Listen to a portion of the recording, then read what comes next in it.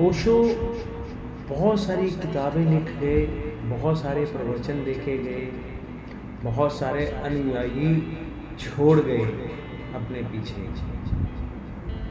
क्योंकि जो ओशो का हुआ फिर वो किसी और का ना हुआ।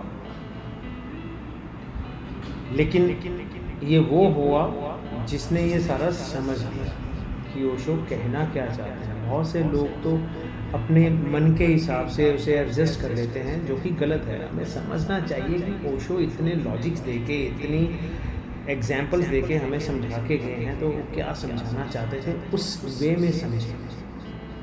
जहाँ ओशो लॉजिक्स देते हैं, बात करते हैं, वहीं वो बहुत सारे साधु संत सन्यासियों, बोधियों और दार्शनिकों, रहस्यवादी लोगों के बारे में भी बताते हैं। मैं समय समय पर आपके साथ शेयर भी करता रहता हूँ। उन्हीं में से एक नाम है जॉर्ज गुरजिफ। अब जॉर्ज गुरजिफ के बारे में ओशो ने कहा कि गुरजिफ शायद पूरब का पहला वो इंसान था जो वेस्टर्न में यानी पश्चिम में घुस पाया। ओशो के वर्ड में बोले तो गुरजिफ perhaps was the first man from the east who penetrated into the western consciousness। बहुत ही अजीब आदमी था। यू कैन से कि वो बहुत सारे स्ट्रेंज एक्सपीरियंसेस में से गुजरा, बहुत सारे अनुभव उसने सीखे लिए, और वो भी बिना किसी मास्टर के। वो बहुत सारे बौद्ध मठों में घूमा, बहुत सारे वैसे अखाड़ों में, जिसको हम आज की डेट में योनी अखाड़ा बोलते हैं, ऐसे साधु संतों के धर्मशालाओं में घूमा, बहुत सारे बौद्ध मठों में से निकला, पर किसी को भी नहीं उसने अपनाया। वो उनमें से किसी को भी बिलोंग नहीं करता था। लेकिन वो वहाँ के जो स्किल्स थे, टीचिंग स्किल्स या फ्रेगमेंट्स, वो सब इकट्ठा करता रहा। उनकी टेक्निक्स इकट्ठा करता रहा।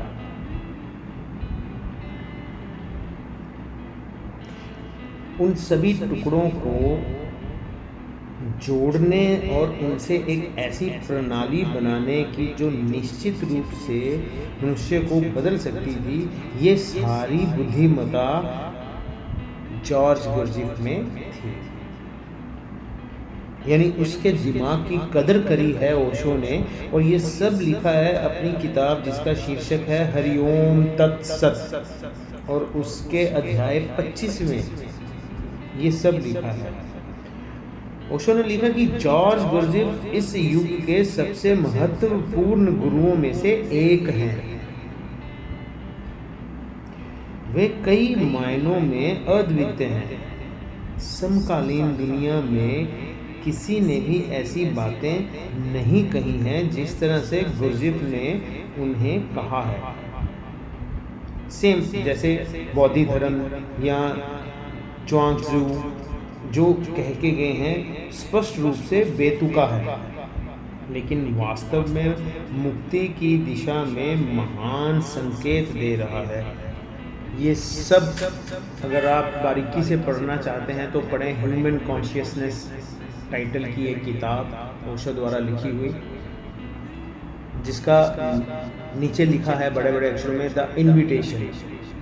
उसके 4थे अध्याय में ओशो लिखते हैं कि according to George Gurdjieff only a few people live eternally. Live eternally का मतलब हो गया जो अंदर से, उसको हम बोलते हैं शाश्वत। तो गुरजिफ कहते हैं कि बहुत कम लोग हैं जो शाश्वत रूप से जीवित रहते हैं। अधिकांश लोग केवल प्रयोग करने वाले ही होते हैं, मतलब प्रयोगात्मक होते हैं। वो पैदा होते हैं, वे सभी प्रकार की मूर्खतापूर्ण चीज़ें करते हैं, और अंतिम मूर्खता क्या है, वो मर जाते हैं। लेकिन इस अनंत काल की दुनिया में एक निशान भी नहीं छोड़ पाते। गौतम बुद्ध जैसे बहुत कम लोग हैं जो शाश्वत तक पहुंच पाते हैं,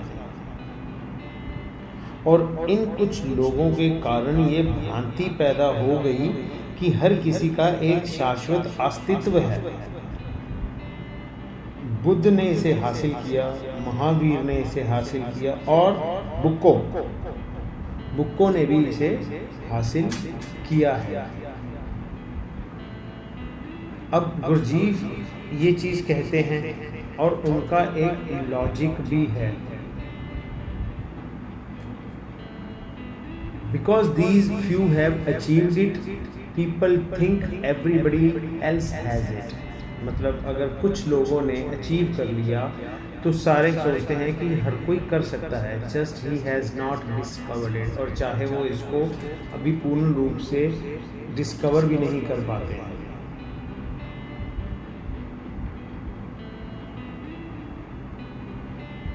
गुरजीफ के बारे में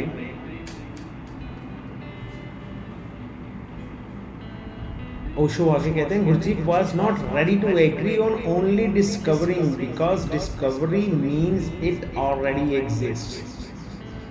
अब गुरजीफ भी इस चीज़ पे थोड़ा सा कॉन्ट्राडिक्ट करते हैं कि वो नहीं मान रहे थे डिस्कवर करना, क्योंकि अगर डिस्कवर करना या उसको ढूंढना है तो इसका मतलब वो है।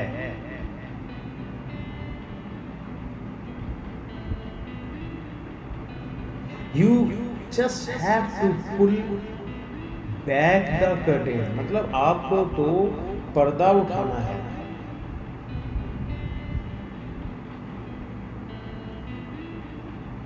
Gurdjieff used a word never before used in spiritual experience, and that was crystallization.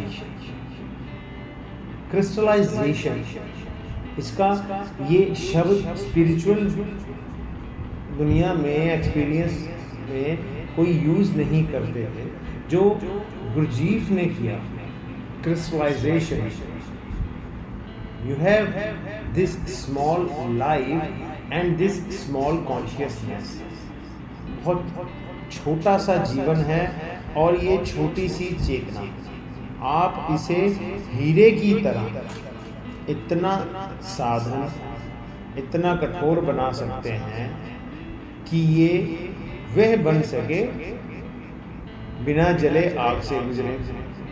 लेकिन जब तक आप ऐसे नहीं करते, आशा ना करें। ये सब लिखा है ओशो ने अपनी book the language of existence के 4थे अध्याय में। ओशो कहते हैं, मैं गुरजीफ और उसकी किताब ऑल एंड एवरीथिंग, इसके बारे में कहना भूल गया, शायद इसलिए कि वे बहुत ही अजीब किताब है, पढ़ने योग्य भी नहीं है। मुझे नहीं लगता कि मेरे अलावा कोई जीवित व्यक्ति है जिसने पहले पन्ने से आखिरी पन्ने तक पढ़ा हो। ओशो एक गहरी बात इस लाइन के पीछे छोड़ गए कि पढ़ तो लेना चाहिए, क्योंकि ओशो खुद कह रहे हैं कि ओशो को नहीं लगा कि उनके अलावा कोई और जीवित व्यक्ति ऐसा होगा जिसने ये सारी किताब पढ़ी हो। लेकिन जब तक पढ़ी नहीं तब तक कैसे कह दें कि ये पढ़ने योग्य नहीं है। समझने वाली बात ये। ओशो कहते हैं कि मैं कई गुरजीफ अनुयायियों से मिला, लेकिन उनमें से कोई भी सभी और हर चीज़ को समझने में या समग्रता से पढ़ने में सक्षम नहीं था। ये बड़ी किताब है, it's ISA Upanishad, just opposite of the ISA उपनिषद। इतनी बड़ी किताब है, 1000 पन्ने हैं इसमें। और ओशो कहते हैं कि गुरजीफ इतना दुष्ट संत है, कृपया वो मुझे अभिव्यक्ति करने की अनुमति दें। ये उन्होंने प्रवचन में भी ऐसे ही बोला है और किताब में भी लिखा है कि दुष्ट संत वे इस तरह से लिखता है कि पढ़ना असंभव हो जाता है। एक वाक्य कई पन्नों तक चलता रह सकता है, वाक्य के अंत तक आते आते आप उसकी शुरुआत भूल चुके होते हैं और वह बिल्कुल मेरी तरह अपने द्वारा गढ़े गए शब्दों का उपयोग करता है, अजीब शब्द। फॉर एग्जाम्पल, उदाहरण के लिए, जब वे कुंडलिनी के बारे में लिख रहे थे तो उन्होंने इसे कुडम्बफर कहा। कुंडलिनी के लिए यही उनका शब्द था। ओशो कहते हैं ये किताब वैसे बहुत मूल्यवान है, लेकिन हीरे हैं। This book is of immense value, but the diamonds are hidden among ordinary stones. One has to seek and search. मतलब ये बुक जो है बहुत मूल्यवान है। इतने सारे पत्थरों में से एक हीरे की भांति, साधारण पत्थरों के बीच छिपा हुआ हीरा खोजना तो पड़ता है। One has to seek and search, कि इसके बारे में आपको खोजना तो पड़ेगा। ओशो बहुत आसान और बहुत ही सरलता से जॉर्ज गुरजीफ के बारे में बात करते हैं।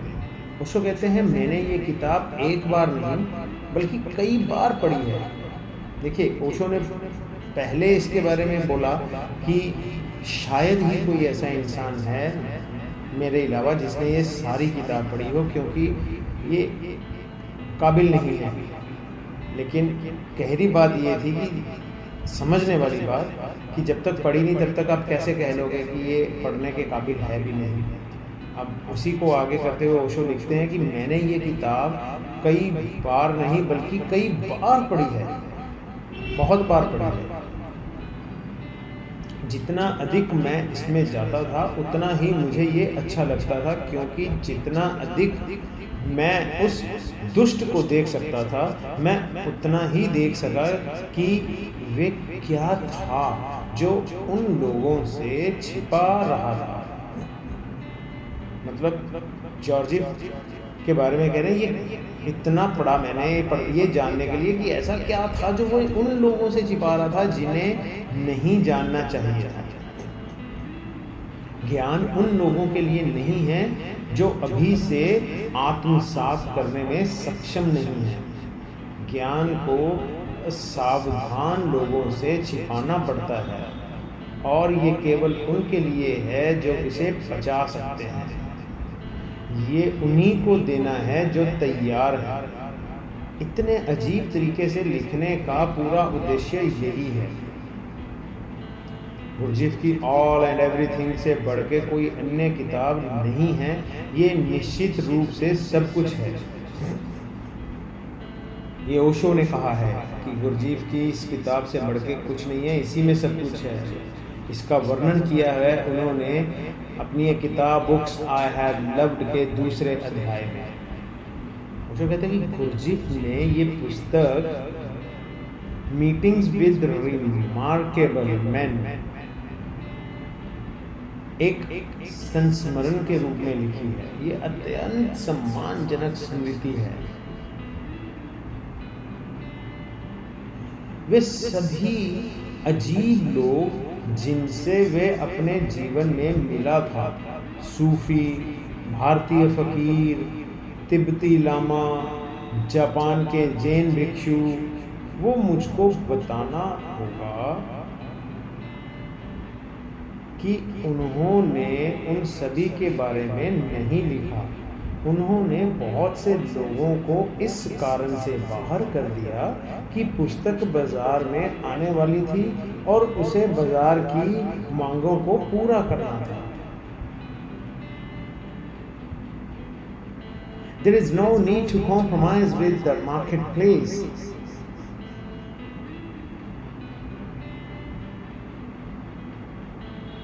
ओशो कहते हैं कि मुझे किसी की मांग पूरी नहीं करनी है। मैं ऐसा व्यक्ति नहीं हूँ जो बाजार में या बाजार के बारे में बिल्कुल भी चिंता करता हो। इसलिए मैं कह सकता हूँ कि उसने अपने खाते से वास्तव में सबसे महत्वपूर्ण लोगों को छोड़ दिया। लेकिन उन्होंने जो भी लिखा वो आज भी खूबसूरत है। ये अब भी मेरी आंखों में आंसू ला देता है। जब कोई चीज़ खूबसूरत होती है तो मेरी आंखें आंसुओं से भर जाती हैं। श्रद्धांजलि देने का कोई दूसरा तरीका नहीं है।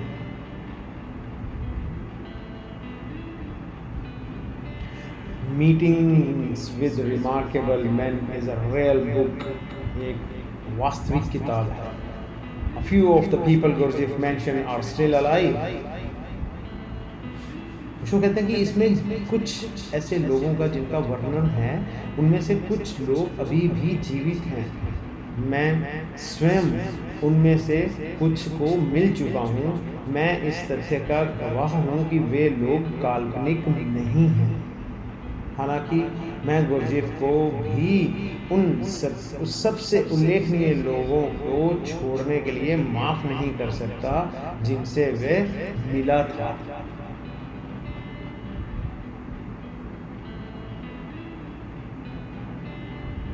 उसको कहते हैं कि बाजार के साथ there is no need to compromise, कि बाजार के साथ समझौता करने की कोई ज़रूरत नहीं है। समझौता करने की बिल्कुल भी ज़रूरत नहीं है। वे इतना मजबूत आदमी था, मुझे आश्चर्य है कि उसने समझौता क्यों किया। उसने वास्तव में महत्वपूर्ण लोगों को छोड़ दिया। जैसा ओशो ने पहले बोला कि मैं ऐसे कुछ लोगों से मिला भी हूँ जिन्हें किताब से हटा दिया था। उन्होंने खुद बताया था कि गुरजीफ वहाँ गया था और वे बहुत बूढ़े हो गए हैं, लेकिन फिर भी किताब अच्छी है। आधी अधूरी लेकिन मूल्यवान, हाफ इनकम्प्लीट बट वैल्यूएबल। ये सब लिखा ओशो ने बुक्स आई हैव लव्ड उसके 12वें अध्याय में। तो पढ़ना चाहिए। मुझे खुद जॉर्जेफ के बारे में इतना नहीं पता था। जॉर्ज गुरजीफ के बारे में और पढ़ने का मेरा खुद मन हो रहा है, तो मैं ये किताबें ज़रूर पढ़ूँगा। मेरी आपसे भी ये गुजारिश है कि आप ज़रूर पढ़ें। ओशो यही तो कह के गए हैं कि जब तक पढ़ोगे नहीं तब तक समझोगे कैसे कि ये पढ़ने के काबिल है या नहीं। तो ज़रूर पढ़िएगा।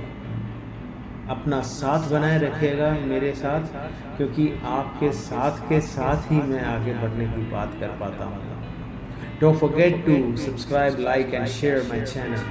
ये बच्चे सच में बहुत मेहनत करते हैं।